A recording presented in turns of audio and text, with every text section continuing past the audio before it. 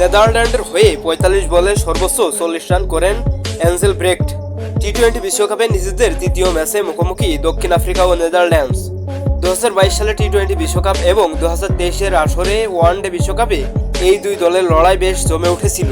তবে আজ খুব বেশি সুবিধা করতে পারেননি নেদারল্যান্ডস। টস হেরে আগে ব্যাটিংয়ে নেমে দক্ষিণ আফ্রিকাকে ১০৪ রানের লক্ষ্য দিয়েছে ডাচরা। শনিবার ৮ জুন নিউ ইয়র্কের নাসাউ ক্রিকেট স্টেডিয়ামে টস জিতে নেদারল্যান্ডসকে আগে ব্যাটিংয়ে পাঠায় প্রোটিয়া অধিনায়ক আইড্রিয়েন মার্করাম।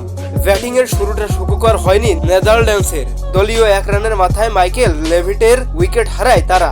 ১০ ওভার শেষ হতেই ডাচরা খোয়ায় আরও ৩ উইকেট। এ সময় ১১ ওভার ৫ বলে ৪৮ রান তুলতেই ৬ উইকেট হারায় নেদারল্যান্ডস। তবে সেখান থেকে লগান ভ্যান বিককে নিয়ে দলকে টেনে তুলেন সাইব্রান্ড এঞ্জেল ব্রেক্ট। ৫৮ রানের জুটি গড়েন তারা।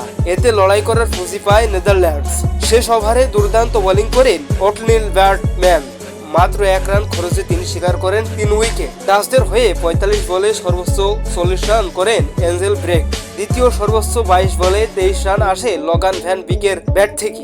শেষ পর্যন্ত নির্ধারিত ২০ ওভার শেষে নেদারল্যান্ডসের সংগ্রহ হয়ে দাঁড়ায় ৯ উইকেট হারিয়ে ১০৩ রান। প্রোটিয়াদের হয়ে ৪ ওভারে মাত্র ১১ রান খরচায় ৪ উইকেট নেন ব্যাটম্যান। আন্তর্জাতিক টি-20-তে এটি তার ক্যারিয়ারের সেরা bowling. IST news sports desk, Al Jaber.